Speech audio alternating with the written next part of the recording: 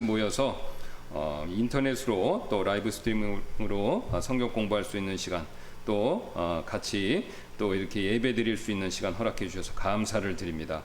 우리보다 더 어렵고 힘든 가운데 있는 그리스도인들도 많고, 또 모이는 것 자체가 또 굉장히 목숨을 내놔야 되는 그런 나라에서, 장소에서 신앙생활하는 그리스도인들도 굉장히 많은 것으로 알고 있습니다. 주님, 우리의 상황이 녹록하고 여유롭진 않지만 그래도 이렇게 장소에서 또 모일 수 있고, 또 인터넷을 통해서 이런 장비와 기술을 통해서 같이 예배할 수 있게 해주셔서 진심으로 감사를 드립니다. 하나님께서 베푼 은혜를 생각하며 우리가 어렵지만 모여서 하나님의 말씀을 듣고 마음을 주님께 쏟을 때 세상 근심, 걱정, 염려가 물 녹듯이 사라지고 하나님의 은혜와 기쁨이 우리 마음에 넘치는 것을 압니다. 오늘도 그런 복을 우리에게 허락해 주셔서 우리가 험하고 어렵고 힘들고 또 여러 가지 좋지 않은 상황 가운데 있지만 우리가 그런 믿음으로 우리 달려갈 길을 잘 갈 수 있도록, 우리가 낙심하지 않도록 주님께서 우리에게 용기를 허락하여 주옵소서. 또 이 시간 우리가 살필 이 하나님의 말씀이 또 여기 계신 분들, 또 인터넷을 통해 보시는 모든 분들에게 복이 되기를 원하며 감사드리며 모든 말씀 예수님의 존귀하신 이름으로 기도드렸습니다. 아멘.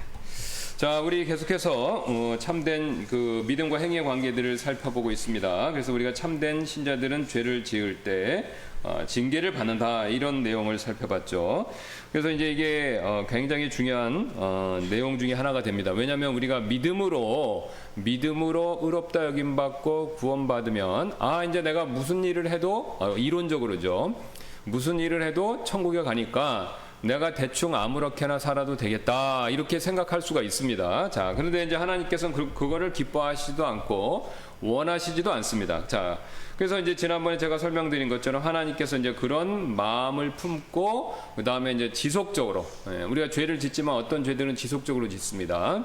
그런 지속적인 죄를 짓는 자신의 자녀들에 대해서 징계하신다라는 내용을 살펴보고 있죠. 그래서 그 징계라는 것은요, 그냥 혼내는 게 아니라 5번 되겠습니다. 참된 신자들은 죄를 지을 때 징계를 받는다라는 내용 되겠습니다. 그냥 혼내시는 게 아니라 우리가 상속과 관련돼서 하나님은 그런 계획을 가지시고 우리를 징계하신다라는 것을 살펴봤죠.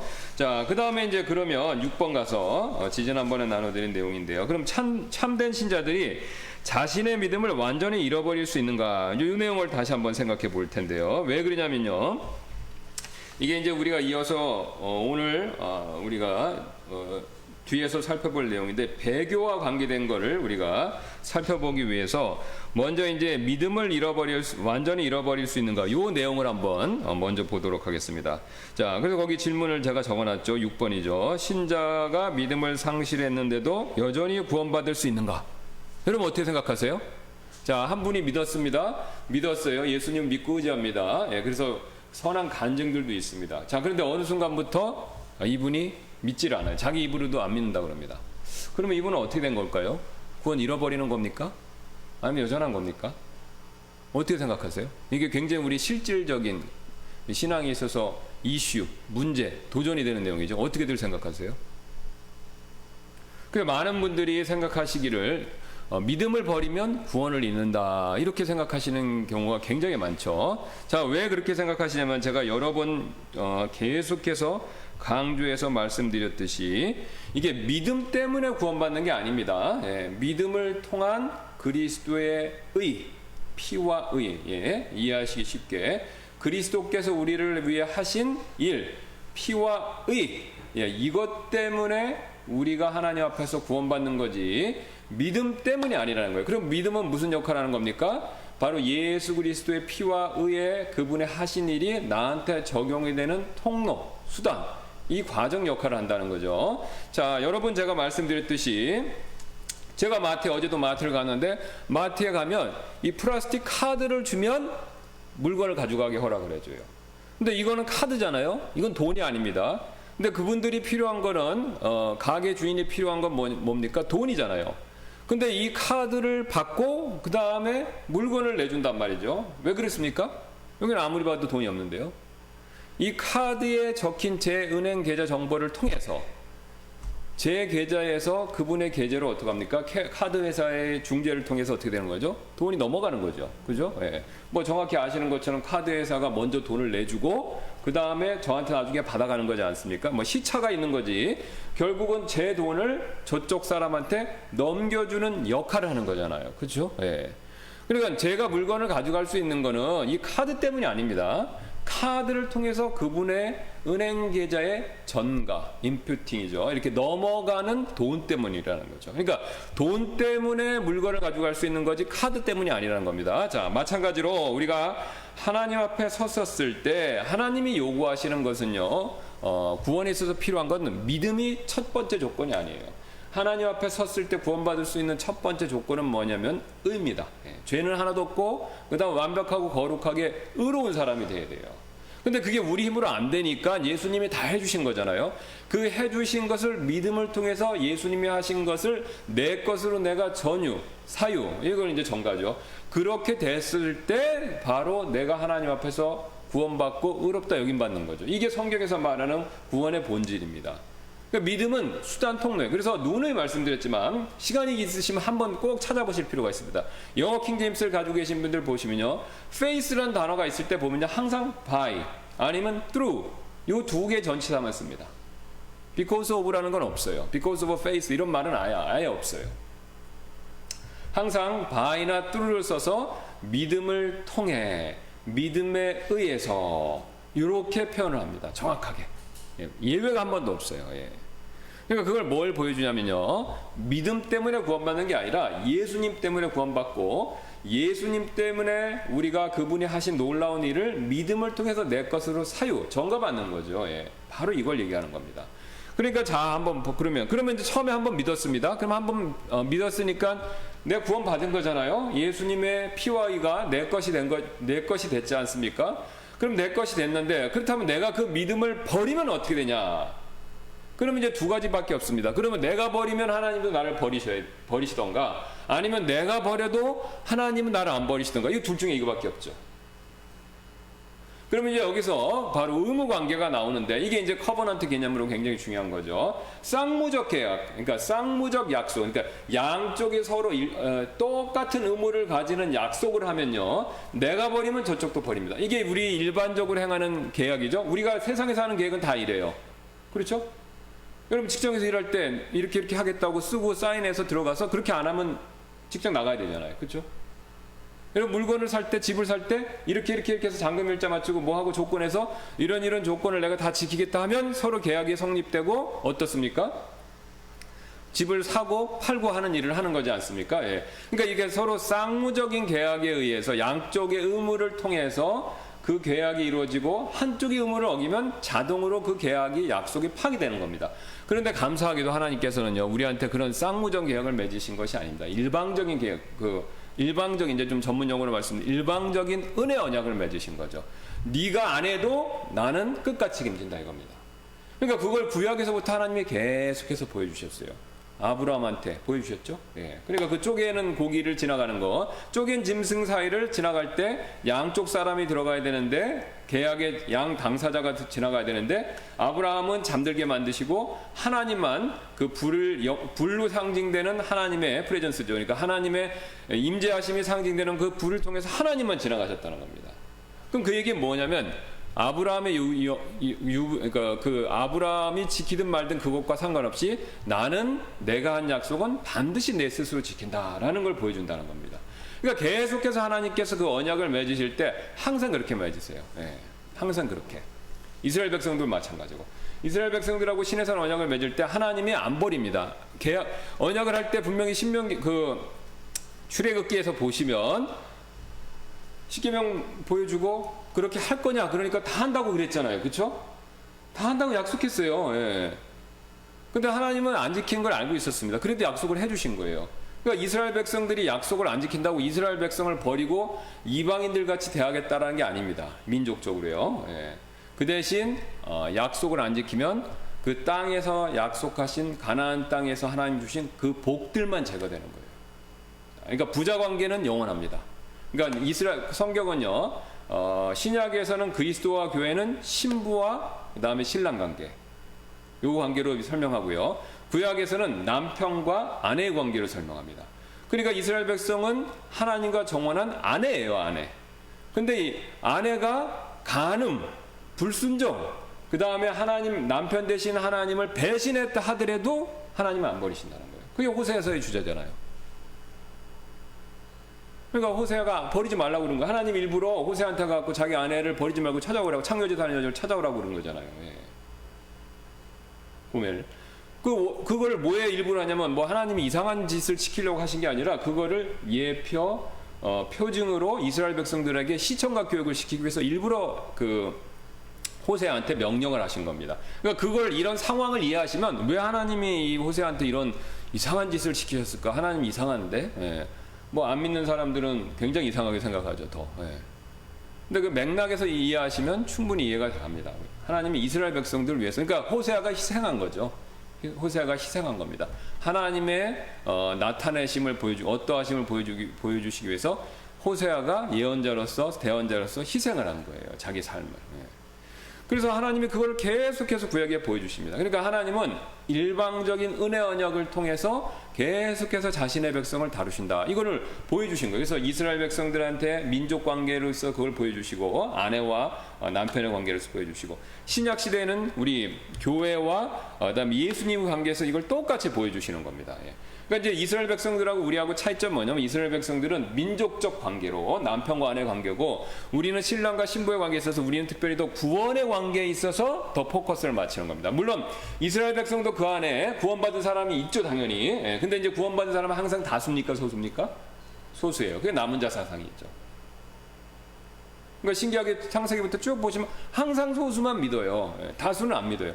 그럼 그렇다고 해서 다수의 이스라엘 백성이 안 믿으니까 아유, 난 이스라엘 백성을 다 버리고 다른 백성을 하나님 자녀 삼겠다라고 안 하신다는 거죠. 예. 물론 모세한테 그런 얘기를 한두어 번 언급하시는 건 있는데, 그거는 일종의 이제 하나님이 이제 테스트 하시는 것이기도 하고 가정법적 상황에서 말씀하시는 거지, 그렇다고 하나님이 이스라엘 백성 버리고 모세를 통해서 한 민족을 만들고 그런 일을 하시진 않았다는 겁니다. 예. 그래서 그 사람들이 소수이긴 하지만 계속해서 일방적인 은혜 언약을 따라서 믿는 사람들이 있다는 겁니다. 우리도 마찬가지죠. 그러니까 성경 전체적으로는 이 언약의 개념에서 보시면 우리가 안 믿는다고, 우리가 처음에 믿었다고, 우리가 안 믿는다고 구원을 상실시켜 주실 리가 없다는 겁니다. 그러면 하나님의 성실하심에 문제가 생겨요. 근데 하나님은 자신의 성실하심을 두고 말씀하시죠. 그걸 이제 뭐냐면은 하나님의 자신의 이름과 명예를 걸고 말씀하신 거잖아요. 예.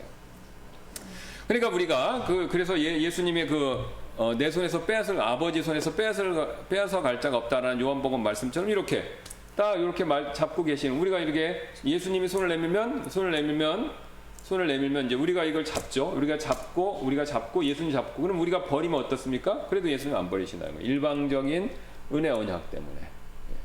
그럼 이렇게 손을 놓고 있으면은 이게 잘하는 게 아니잖아요. 예. 그러면 이게 잘하는 게 아니니까 다시 잡도록 하기 위해서 징계를 하신다는 거죠. 그러니까 우리가 잡았다 놨다 합니다, 실제적으로. 예, 잡았다 놨다. 근데 이걸 잡지 않고 있었을 때, 이게 지속되면.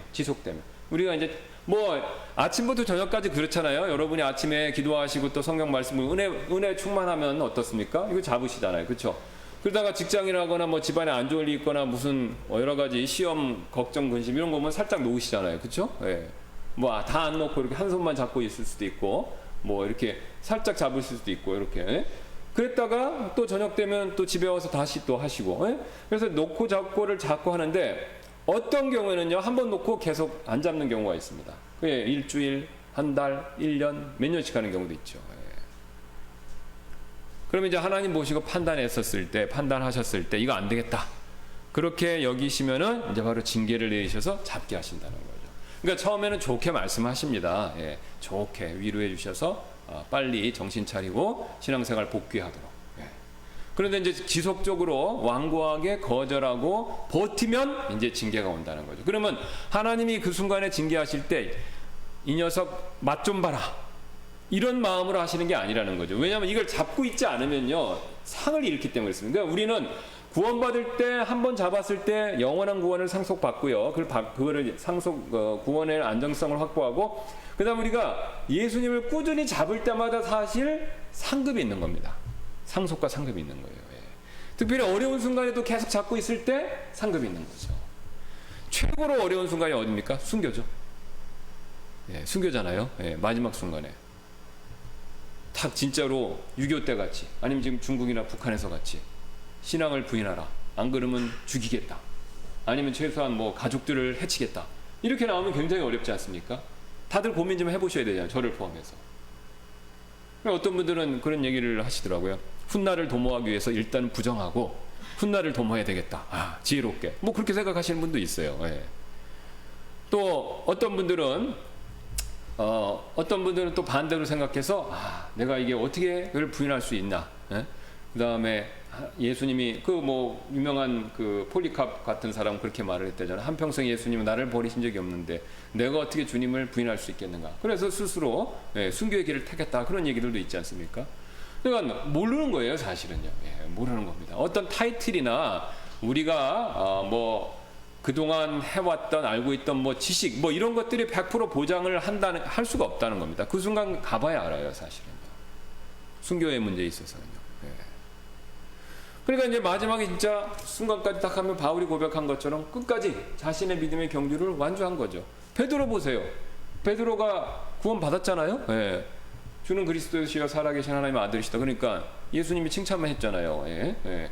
그런 고백 보면 구원 받은 게 맞습니다, 분명히. 그게 이제 언제 그때인지 그 전인지는 사람마다 의견이 분분하지만 어쨌든 베드로 구원받은 거 부인하는 사람 없습니다. 근데 예수님 쫓아갔다가 3번 부인했잖아요. 3번.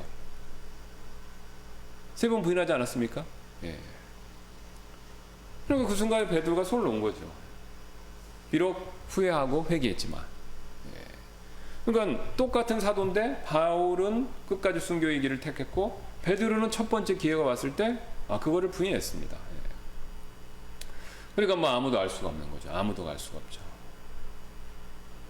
그러니까 우리가 이렇게 붙들 때 하나님이 그걸 인정해 주시는 거죠. 자, 그래서 그 원리를 아시면은 굉장히 쉽습니다. 그러면 이제 자신의 믿음을 완전히 이제 신자들이 상실했을 때 여전히 구원받을 수 있는가?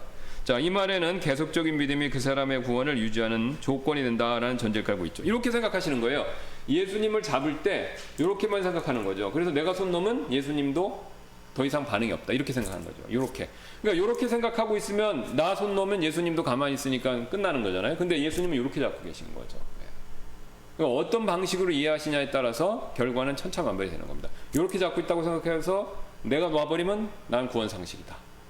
그렇죠, 이 자세에서는요. 근데 이렇게 잡고 있다가 내가 놔도 예수님은 붙잡고 계시면 나는 구원을 잃지 않는다, 이거죠.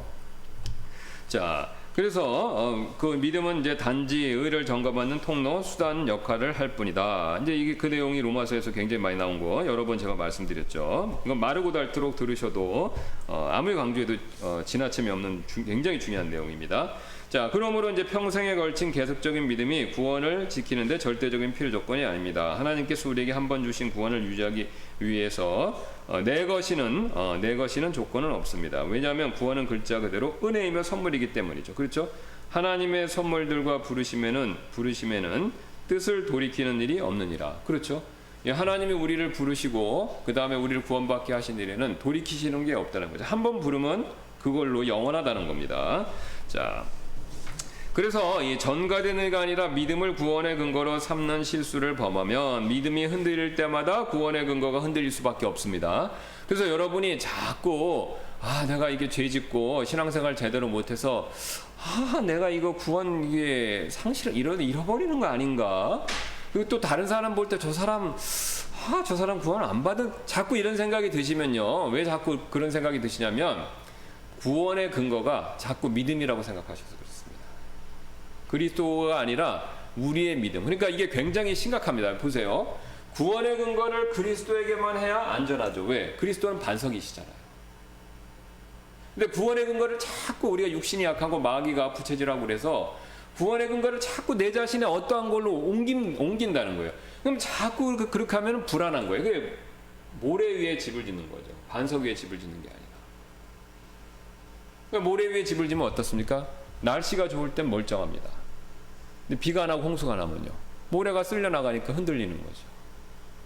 그러니까 내가 내 기분, 내 삶의 상황, 여건들이 바뀌면 홍수가 안 오고 비가 오면요 무너져 내리는 거예요. 자기도 모르게.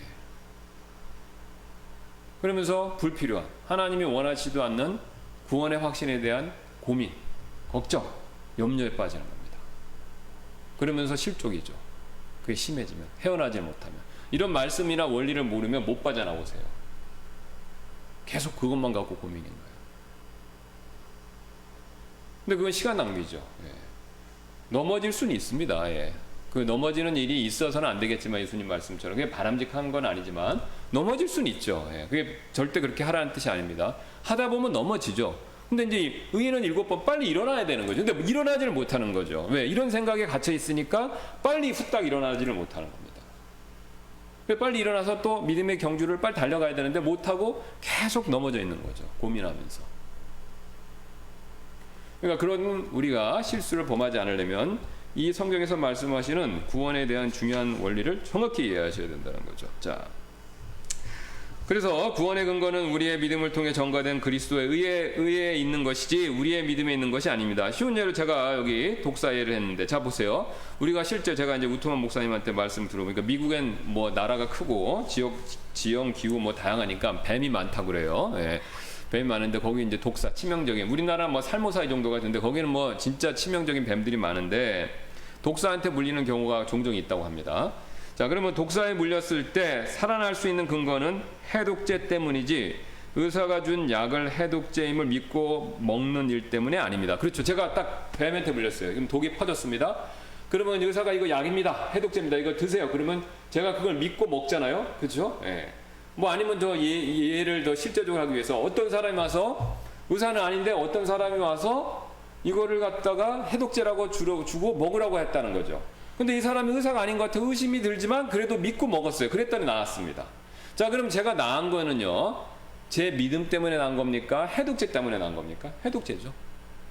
그럼 믿음은 무슨 역할을 했어요? 아, 이걸 먹으면 나을 것이다 라는 그 믿음이 먹게 해주는 통로 수단 역할을 한 거지, 그 믿음 자체가 나를 낫게 한 게 아니잖아요. 그렇죠? 그럼 그 사람이 만약에 플라시보 효과 때문에 위약 효과로 인해서 가짜 약을 줬어요.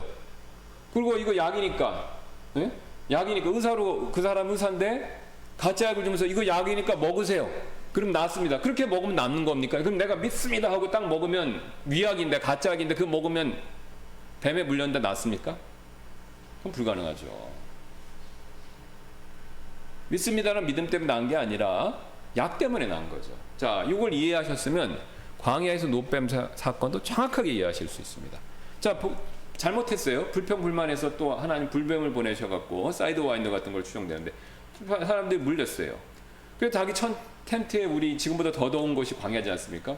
거기에 텐트 그늘에서 사람들이 막 앓고 있어요. 코로나보다 더 심하게 막 앓고 있는 거죠.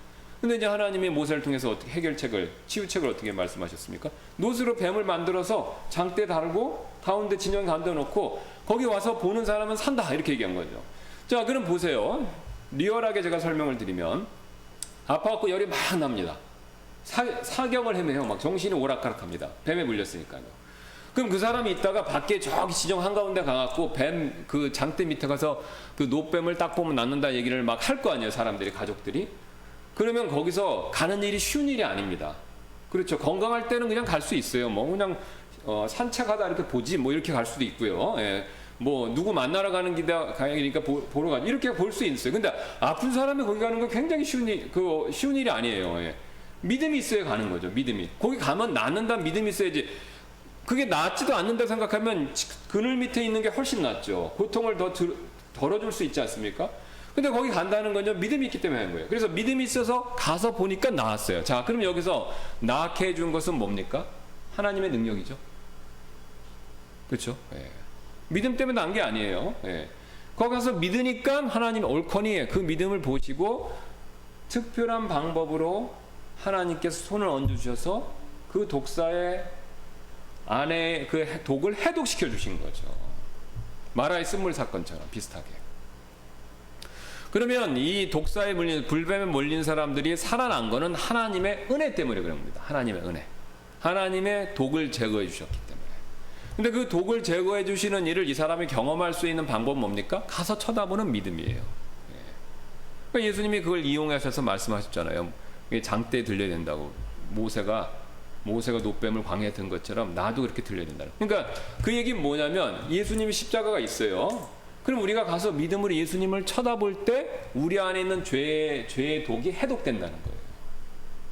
그러면 뭐 우리가 그렇다고 해서 십자가를 이렇게 달아놓고 그걸 밑에서 보고 쳐다봐야 된다. 이거 아닙니다. 이건 천주교식이잖아요. 이건 미신이고, 성경 말씀에 나오는 예수님을 마음으로 이렇게 내가 바라보고 회개하고 진정되게 그분을 의지하고 진실한 마음으로 신뢰할 때 내 안에 있는 죄의 그 독이 성령님을 통해서 거듭나면서 해독이 된다는 겁니다. 원리가 똑같아요. 원리가 똑같습니다. 그러니까 여러분이 이 원리를 한 번만 정확히 깨달으시면요, 신구약 삶에서 세 박자가 딱 맞아요. 그러면 여러분이 어떻게 되시냐면 이 눈이, 시각이, 생각이 클리어해져요.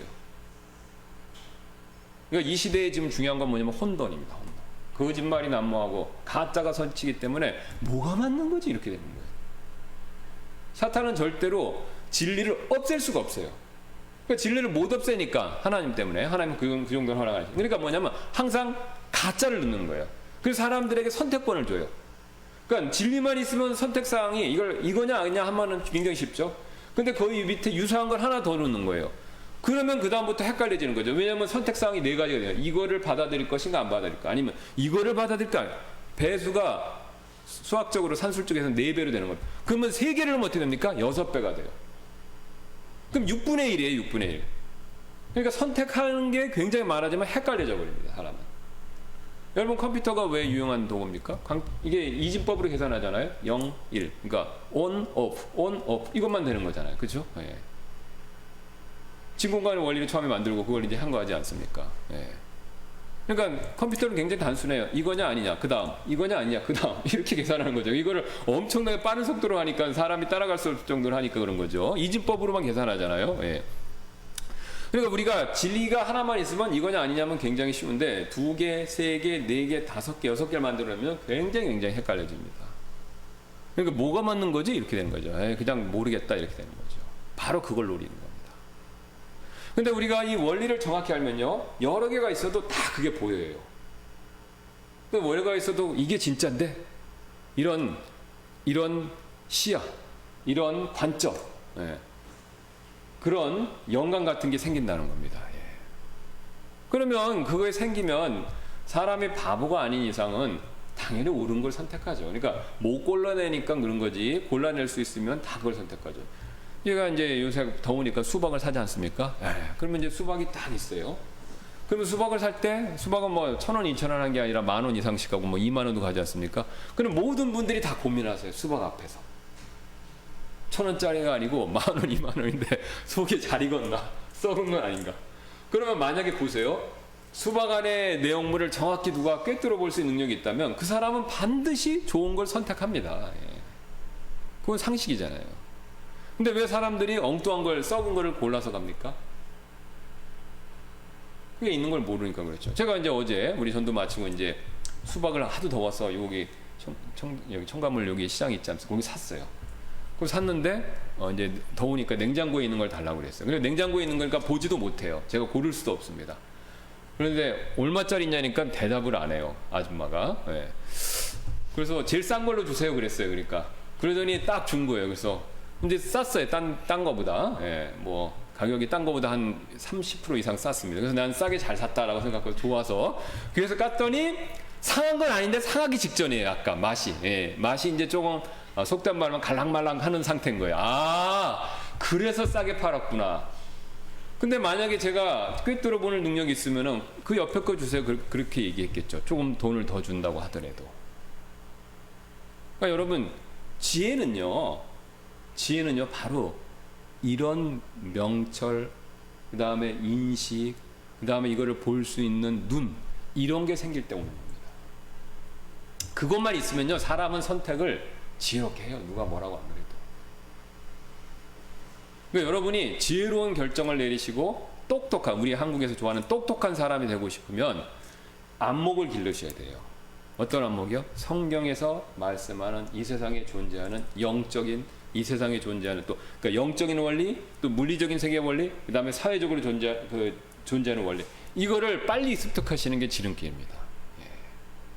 물론 성경에서는 비즈니스를 어떻게 해야 되느냐 이걸 직접 얘기하진 않아요. 그러나 비즈니스에 필요한 기본적인 그런 중요한 원리들을 다 담고 있어요. 다 담고 있습니다. 다 담고 있습니다. 직접 회사를 어떻게 운영하라는 얘기는 없습니다. 예. 근데 그 회사를 운영할 때 필요한 가장 중요한 원리, 그러니까 가장 밑바닥에 있는 핵심 원리, 이거는 다 가르쳐주고 있어요. 그러니까 여러분 그걸 깨닫고 이해하시면은 굉장히 안목이 넓어지는 거예요. 그러니까 그거를요, 여러분 잘 한번 생각해 보시고, 저는 이제 요즘에 와서 후회가 많이 드는데, 근데 이게 알면 굉장히 쉬워요. 제가 여러 번 이런 예로 말씀드리는데, 어디 처음 초행길 찾아가는 거 똑같다. 멀리 부산에 어디를 가야 되는데 한 번도 안 가보니까 굉장히 불안하잖아요. 근데 한 번 딱 가면 어떻습니까? 그 다음부터는 쉽죠. 예. 내비가 있으니까요. 그러니까 내비도 있어도 처음에는 어렵잖아요. 예. 근데 성경이 내비 역할을 하는 겁니다. 그러니까 한 번만 가서 알면 성경에는 내비가 있으니까 그 다음부터는 굉장히 쉬운 거예요. 예. 두 번, 세 번 가면 완전히 이제 그 마스터 하는 거죠. 이제 누구한테도 막 이제 가르쳐주고 소개도 해주고 막 이 정도로 되는 거죠. 그러니까 여러분 똑같습니다. 이게 알면 쉬운데 모르면 또 굉장히 어려워요. 그러니까 그 부산에 있는 데를 모르면 뺑뺑이 막 도는 거지 않습니까? 내비가 잘못되거나 내비를 잘못 읽으면 근처 가서 막 헤매잖아요. 몇 바퀴를 돌고. 그런 경험은 있으시죠? 예, 운전하시다가. 그러니까 이제 그런 문제가 있어서 그렇지 한 번 알면 쉬운 겁니다. 이 원리라는 것 자체가 어려운 게 아닙니다. 원리는 쉬울 수밖에 없어요. 원리는 단순하고 쉽습니다. 그러니까 들어서는 다 알아요. 근데 그 원리랑 이 원리를 이 법칙을 우리가 이거를 언제 아느냐가 중요하죠. 그럼 어렸을 때 딱 알면 어떻습니까? 어렸을 때 알고 이걸 연습을 훈련을 많이 받으면요. 그러면 이 사람이 성인이 될수록 컸을 때 굉장히 지혜가 풍성한 사람이 되는 겁니다. 근데 우리가 그거를 배우는 방법이 두 가지가 있어요. 첫 번째는 경험을 통해서. 그러니까 막 이쪽 끝에서 저쪽 끝 다 살아보는 거예요. 착하게도 살아보고 나쁘게 살아보고 감옥도 가보고 대통령도 돼보는 거예요. 그러니까 이제 다 해보니까 이게 이런 게 있더라. 그러니까 우리가 이제 어른들이 주로 하시는 말이죠. 살아보니까 인생을 살아보니까 그럼 너도 알게 될 거다. 근데 그 사람한테 별로 이게 좋은 방법이 와닿지라. 그럼 나도 다 살아봐야 하는 거네. 이렇게 되는 거죠. 근데 그분의 말하는 게 반은 진리가 있어요. 왜? 살아보니 이런 원리가 있는 걸 발견했고 그 원리대로 하면 된다는 거예요. 그러면 그걸 살아보지도 않고 원리를 발견하기만 하면 되는 거죠. 근데 그 원리가 어디 있습니까? 성경에 있어요. 그러니까 성경에 그 원리가 있으니까 살아보지도 않아도 알 수가 있어요. 예. 그러니까 우리가 그 원리를 성경에서 찾고 그 다음에 그 원리의 말씀에 따라 분명히 부지런히 연습을 하고 그 다음에 자꾸 그런 식견과 그 다음에 안목을 기르면요 나이가 어려도 어떻게 되는 겁니까? 지혜로워지는 거죠. 그럼 인생을 어떻게 하는 겁니까? 굉장히 자기 삶을 풍족하게 절약하면서 지혜롭게 낭비하지 않고 사는 거죠. 시간의 청지기로서 물질의 청지기로서 인생을 주님 앞에 복되게 살 수 있는 겁니다. 그게 이제 우리가 말하는 일명 지혜로운 사람들이죠. 성경에 나와 있잖아요. 요셉 형제들은 다 실패자예요. 요셉은 굉장히 지혜로웠죠. 다니엘, 그죠? 다윗도 실수가 있었지만 그런 사람 어렸을 때부터 하나님께 부름받고 우리가 성경하는 인물들은 다 그런 과정이 있었어요. 아브람 보세요. 아브람 늙음하게 그죠? 예. 나이 먹어서 해갖고 그 고생 20년 이상 많이 하다가 나중에 이제 어쨌든 됐어요. 아브라함도. 예. 그러니까 이게 성경이 그거를 계속 보여줍니다. 예, 계속해서 가르쳐주죠.